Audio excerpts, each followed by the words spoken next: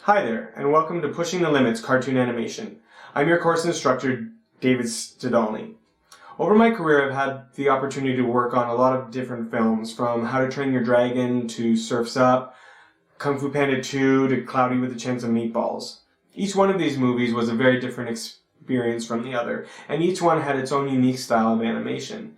Some were very natural, realistic styles of animation, and others were very cartoony, slapstick, wacky animation. Most schools, including CGTarian, teach their students the feature style of animation. This style is very natural, and it's a little bit more pushed in character than reality. This style is very important to know and tends to be the style that the majority of animation studios use nowadays. It also teaches you the mechanics of movement, as well as how to get believable acting out of your characters. But what happens if you get the opportunity to work on a really cartoony movie or a show? What happens if that show requires a really highly stylized form of slapstick animation? How do you learn that? This course is going to be a very unique look at the thought process and execution of how movies like that are made. Movies like Cloudy with a Chance of Meatballs or Hotel Transylvania, or the old classic films and shorts such as the old Disney shorts and the Looney Tunes shorts that we all grew up with. Do you remember watching those types of films and you had to go press pause so you could go back in slow motion and see how it was done? Do you remember seeing bizarre shapes or smears that you didn't even know were there when it was played at normal speed? In this class, we're going to teach you to do exactly that, and we're going to teach you a ton of other really cool tricks. But most importantly, we're going to teach you how to get into the cartoony mindset, a way to start thinking in a totally different way. A way that you're not just copying reality or using the first action that comes to mind. We're going to teach you to create movements that really emphasize an emotion in a way that a normal human could never really do. And we're going to teach you how to do it in a fun, caricatured way. Class 1, Getting into the Cartoony Mindset. In this class, we'll introduce the course, as well as give you a little insight about what you'll be learning over the next 12 weeks. We'll also talk about the difference between cartoony animation versus realism. We'll show examples and talk about how the history of film and stage contributed to animation and how you can use ideas that they used way back then still today to create really cool cartoony animation. First, let's talk about what I mean by cartoony animation. There are very realistic styles of feature animation in classic movies like Cinderella or Lady and the Tramp, and even newer movies like How to Train Your Dragon or Prince of Egypt. They are realistic in the way that the characters all move as if they could belong in the real world today. Now clearly I'm not saying that there's such thing as talking dogs or even dragons in the world. What I am saying is that their movements are based on animals or people that are in the world today. The animators carefully studied live-action reference to figure out every movement and gesture for their scenes. And if it was a creature like a dragon, they'd study movements of similar animals in real life, like bats or eagles, to see how it may move. Now that's the feature animation style that I've been talking about. Let's talk about the other styles of animation that you'll start to see lead towards cartoony animation. Here's a chart I've created showing the different levels of stylization in animation that goes from the most real to the most cartoony. First, let's start with motion capture, which digitally captures the actions of people using infrared cameras and computers in 3D space. This is still a form of animation because animators have to go in and clean up the actions and clean up the data that the computers give them. This can be seen in Polar Express, Beowulf, Adventures of Tintin. The next level is rotoscoping, which is tracing or animating on top of live-action footage to get a completely realistic movement. They did this a lot in Rango, where they would actually shoot the movie in live action and then the animators would animate over top of it. The next level is live action reference animation. What I mean by this is it's still keyframed traditionally, but the timing and poses are highly live action referenced to get believable movements that are a little bit more real than that feature style I'm talking about. You can see these styles in How to Train Your Dragon, Cinderella, Snow White. Traditional feature style animation still uses live action reference, but it's used to explore acting and posing ideas, but it's still pushed and caricatured much further than any live action reference used. This style can be seen in Tangled, Kung Fu Panda, Lion King, and Aladdin. Cartoony feature animation. It's extremely caricatured, snappy, wacky animation, but it's still very high quality feature animation. You can see this in movies such as Cats Don't Dance, Hotel Transylvania, and Cloudy with a Chance of Meatballs. And also such shorts as Presto, Looney Tunes, and Disney shorts. UPA and limited TV animation is a very cartoony style of animation that rarely mimics real life at all.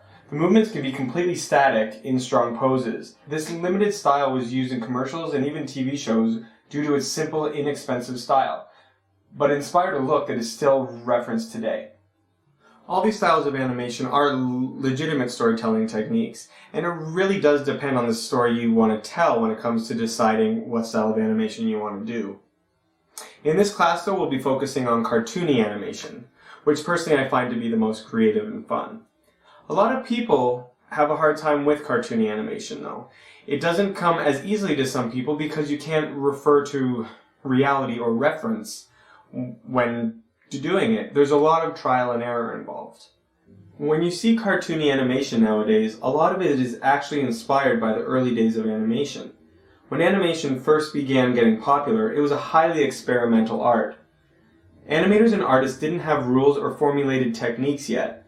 A lot of animation back then also didn't have voices to work from, so a lot of the animation was created as pantomime and almost overacted to try and get the emotions and ideas across to the audience. Live-action film developed in a very similar way. Most of the actors back then came from stage acting backgrounds, where their actions and intent had to be read from the audience at the back of the theater. Which is why when you watch a lot of old black and white movies nowadays, you can see that their acting was so over the top and overacted compared to what they do now. But if you notice, a lot of what we do nowadays in cartoony animation actually echoes what animators did a long time ago. It's almost like a different vocabulary and comedic library that lives in our memories that we instantly recognize when we see it. When we think about cartoon animation, we tend to think about the Looney Tunes or the old Disney shorts or even Ren and Stimpy. And the thing that made these cartoons so successful was how groundbreaking they were and how original the animation was. When a character had to run away, they didn't just anticipate and run. There was always an original creative way that they did that to really boost the entertainment value and heighten the emotion of the character. The best animators in the world today still step frame through those old cartoons and they still use them as reference to see how they did those back then. For instance, even though we've been animating for years in the industry, we still love pausing to see how things are done specifically. But also, without pausing, you miss all these great drawings that you would never see at full speed. You can see, just look at these eyeballs getting stretched out like crazy and the tongue hanging out. You'd never notice that if you didn't pause through this. Or like in this scene from Mickey Mouse's Runaway Brain, you wouldn't get to see all this beautiful, wacky animation here when he goes crazy. You get to see all these beautiful poses that you'd never see. You can learn a lot about timing and posing and what you can get away with just by stepping through this stuff. Or there's these great moments that you'd never notice, like watch this.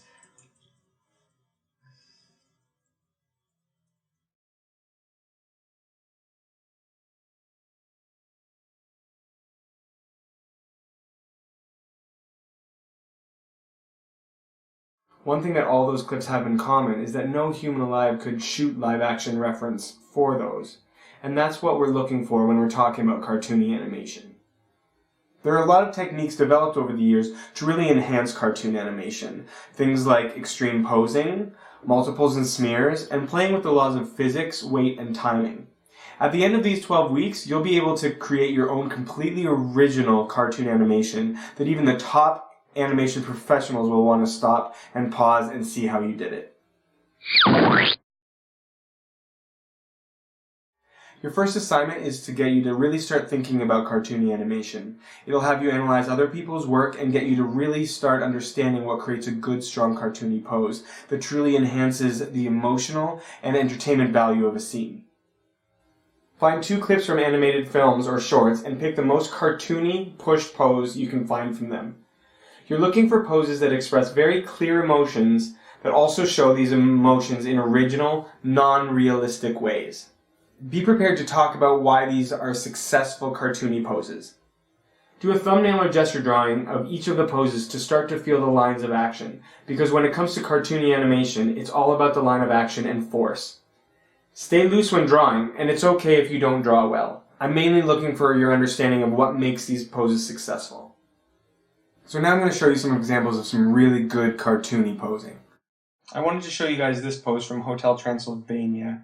I think it's a very clear, clean example of what a cartoony pose is. It's a very old school pose, very much from the Warner Brothers Looney Tunes type of posing. You obviously get a really clean line of action just going all the way through Dracula like this, but you've got this great tension in his shoulders leaning like that are just straight down. His hands are clenched. Got this, again, the line of action going all the way through his body right here, but then his head is jutting forward towards this character, letting him know that he's not pleased and he wants him to leave. His eyes are all the way open with a little bit of hint that he's angry in the eyebrows, but his eyes are as wide as they possibly can go, and his face is tense. It looks like he has no words. He just, with all of his personality, he's just telling him to get out. And it's this fantastic pose that leads all the way through the arm. So again, I think this is a very clear, clean example of a typical cartoony pose. This is obviously a great example of a cartoony pose because it's caricaturing what people actually do in real life, which when a baseball player tends to throw a pitch, their leg does go up to give them the leverage to throw the ball, but usually the pitcher might only lean back and his leg is up like this. But instead, in this one, he decided to lean all the way back and his leg is up all the way over to his head. And what this will be nice to do is as the leg comes down, it's just going to be this great line of action going right through, and this sells itself really nicely as a strong cartoony pose. This is a very cliche superhero pose that they even pushed further for Powdered Toast Man in Ren and Stimpy. So all superheroes are known for doing these very strong poses, kind of this leave everything to me pose. But I just wanted to talk about it because you can see the head is pushed all the way back, like he's tucking his chin all the way back. His chest is pushed so far forward, and then his feet are foreshortened to just show this great kind of dynamic pose that superheroes are so known for. And then this hand is pushed all the way back as well. And then to show the overall gesture, there's this great just line going right through and then stop with that hand. This hand is just so big in the foreground that it really just sells that really powerful, strong pose. Here's a great pose from Pluto's Christmas tree, which in this scene, something scared Pluto. What this pose shows is a caricature is what someone would actually do. When they get scared, they may hide their eyes or sort of pull away, but you've got this great line of action pulling away from whatever happened, which is clearly based on his eye line right here. And it just caricatured what we do, where you might pull your leg away, but this one wrapped all the way around the other side of his other leg, and he's completely grabbing onto his face with his arms right over. It's just very caricatured of what would actually happen. When I was putting this class together, looking for poses to talk about, I was so excited when I found this one from Ren and Stimpy. I think this is the epitome of exactly what a cartoony pose is when it's pushed further than you would ever think to push it. I just love that obviously there's the strong line of action, there's this great line of action going all the way through him, but it's also the idea of pushing an emotion further than anyone ever has. There's this great emotional tool that people tend to do when they're really shocked. They tend to grab their mouth or cover their mouth, but instead Ren has seemed to grab his jaw here, where most people would, put their hands over their mouth here. He's just dragged his entire face all the way down, and it's really nice how they pushed it with these lines, and just everything accents that. Not all characters in 3D especially would be rigged to be able to do this, but the great thing is that because this is 2D, they can really push it as far as they want. Some 3D characters are rigged to do stuff like this, and if you're doing a cartoony project, this is a great example of how far you can push it. In the scene from Cats Don't Dance, this girl Darla, she's really trying to trick this poor little cat into doing something for her that he doesn't know he's about to get into. And you've just got this beautiful line of action going all the way through her. But the way, the main point of push is obviously right here, which is really pushing towards Danny. And this whole thing where she's like balancing from the chair all the way to the table here, most people in real life would just fall to the floor from that. But this just really shows her desperation. You can see it in her face, in her smile, in her creepy eyes that have so much space above the pupils. She's just really hoping that he's getting this information, and she'll do anything to make sure he understands that. And this just really, again, it's a cartoony way of emphasizing how far she's willing to go to sell this information to him.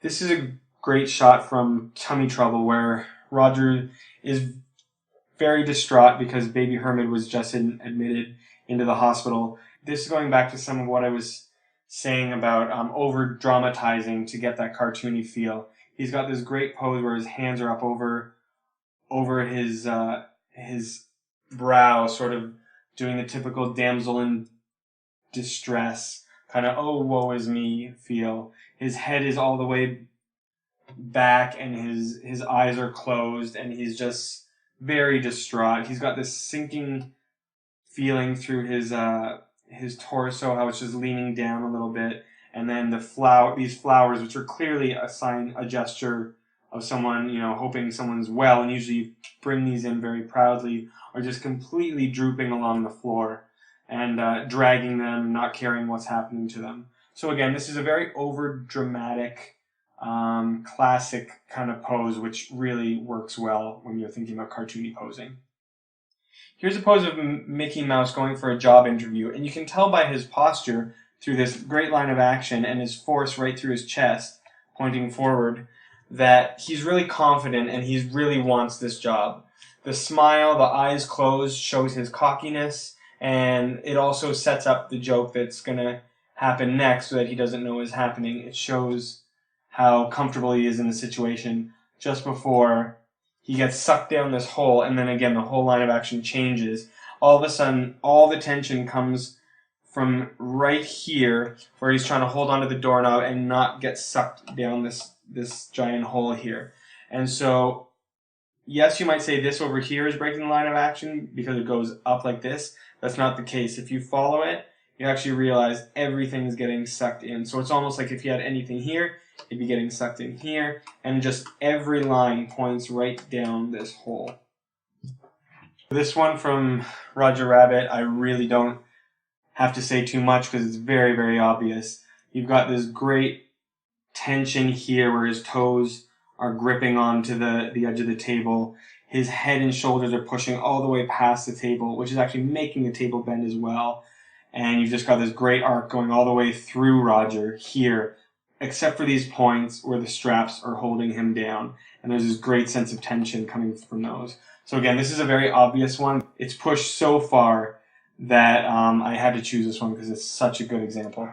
In this scene from Mickey's Christmas Carol, Goofy's really trying to express to Scrooge that he really doesn't want him to keep being evil. Otherwise, he'll suffer the same fate that he did and before he died.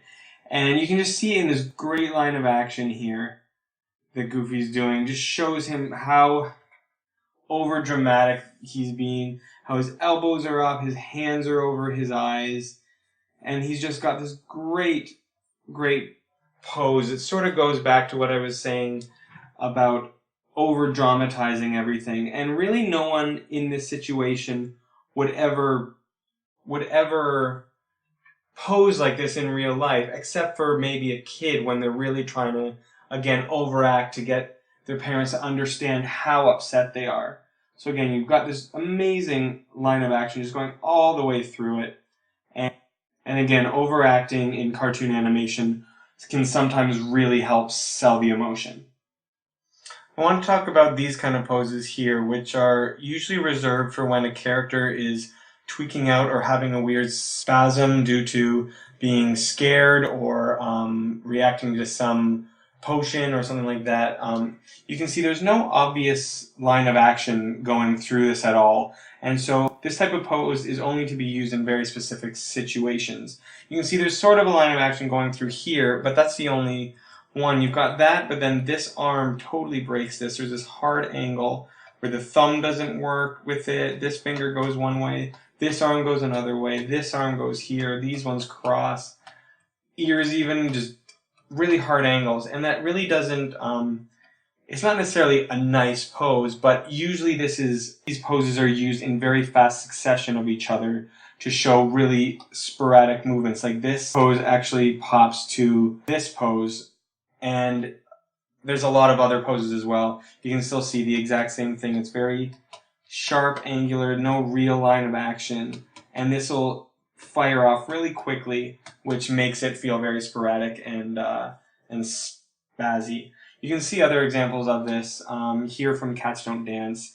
During this dance scene, Danny does this to show that he's kind of like a wild and crazy cat. And again, there's no obvious line of action. You might get that, but everything else is kind of broken all over the place. So again, use it sparingly, and it's only when it's sort of sporadic, quick movements one after the other. Here from Roger Rabbit, he reads the bill and he goes insane after realizing how much he has to pay. So again, there's a line of action there, and then right after that, it pops to that. And it's just all very, very fast, no clear line of action. So just a couple of examples of ways you can do cartoony poses without necessarily keeping a strong line of action. But again, please use that sparingly. It doesn't work all the time, but in the right circumstances, it's perfect.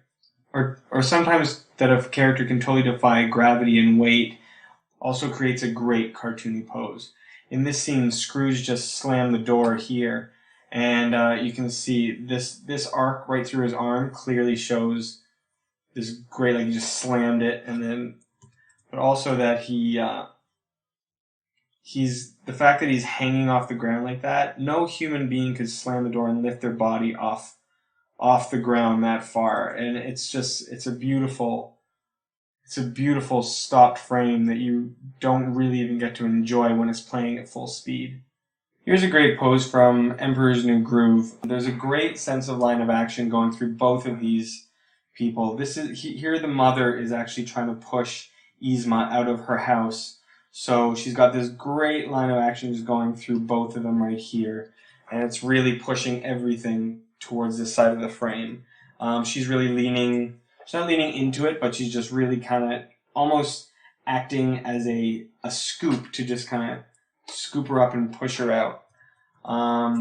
Also, what makes this really cartoony, which is a really nice tool, is you can see Yzma is looking right towards camera. She's almost looking at the audience, letting them know that she doesn't know what's going on, and almost asking the audience for help or to explain something she might not understand. So I just think this is a very successful pose. It's not as pushed as some of the other ones I'll show you. This is just a nice pose overall, showing a couple different cartoony ideas. So now what I want to do is I want to take you guys through how I would take a nice animation pose and then push it into a really cartoony pose. So here we have a pretty nice animation pose. It's pretty basic, but it shows all the main posing principles. You've got this nice line of action going through him with the intent to lean towards her, the eye direction also going towards her. It's a pretty clean pose. You have his hands folded here, showing that he's a little shy and a little bashful. So overall, this is a nice animation pose. But let's see if we can push it even further. There, even this instantly becomes a bit more cartoony. It's a bit more push, it's a bit cheesier. His feet are now together, which just tightens up the shape. The line of action is still there, but now he's leaning much more. It's clear exactly where he's going. His hands are still folded, but leaning, because he's leaning further, his hands are tilted up more. You've got this nice big cheesy smile, so it's pretty clear what's going on.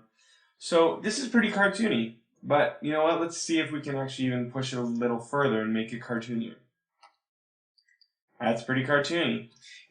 Now it doesn't have as clean of a line of action. You can see the line of action, which used to be there, is now right like that. So it's not necessarily a clean line of action, although you could argue that because this is a cartoony pose, again, it's the idea that sells this.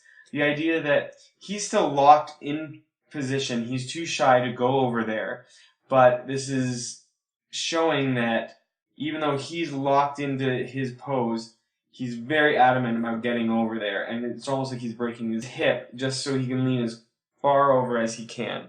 So that's sort of what I mean by a cartoony pose. It's really about selling the idea and the intent of a pose. So even though I would call this an extremely cartoony pose, and no one would actually do this in real life, no one would pose like this in real life, and in normal features you probably wouldn't get away with doing something this cartoony. But I want to show you how, even though this is so cartoony, let's try and break this pose. Let's try and see how much cartoonier we can go. So let's push it one more notch. That's pretty cartoony. There is absolutely no way a human being could do this without falling flat on their face. His heels are now off the floor. He's leaning completely over. The line of action is back now, and he's getting a lot closer. His smile's cheesier. He's still got his hands folded. So what makes this really cartoony is, again, the idea. It's almost like he's so in love that he's actually going past what gravity and weight would normally allow him to do. If he was leaning this far over, if he was leaning that far over without anything supporting him, he would fall over. There's no way he could actually stay up. But this almost gives the indication that he's so in love that he's actually feeling very light and airy. It's almost like he's floating. So again, that is an extremely pushed, cartoony pose that really sells the idea of the emotion, which is this light, airy love. But we're not done yet. Let's see. Can we push this actually even further? There we go. There we did it again. The nice thing about this is, again, the line of action is very clear. However, now this leg actually balances the pose out even more, which actually kind of helps it. Because this is closer to what a human could do, but it's still really, really cartoony. He's still got the cheesy smile and all that kind of stuff, but it's pushed even further than the other one, which was there. It really does feel like he's trying to get as close to her as possible while still staying grounded in his shy, awkward pose that he's not willing to leave from. But again, we're not done. Let's see what we can do. Here we have just gone into the absurd, which is a great, fun thing to do in cartooniness. This is showing that he's so in love that he just floats off the ground. Now again, no one could actually do this ever. You get a line of action going through it. He's almost like, because there's this S curve going through, it's almost like he's caught a current of air and he's actually like a very light. But now this pose technically wouldn't stand alone as a pose, because it's almost like it's an in-between of a mid-action thing where he lifted off the ground and started floating toward her. So let's see if we can get this same idea into a nice final cartoony pose that would stand on its own. And there you go. Again, naturally he's floating off the ground. It doesn't look like he has any intent on. It doesn't look like he has any intent on coming back down to the ground. It looks like he's so in love that he really is just floating. He's got this great line of action going through him, and his hands and feet are still almost trying to get back to where they were.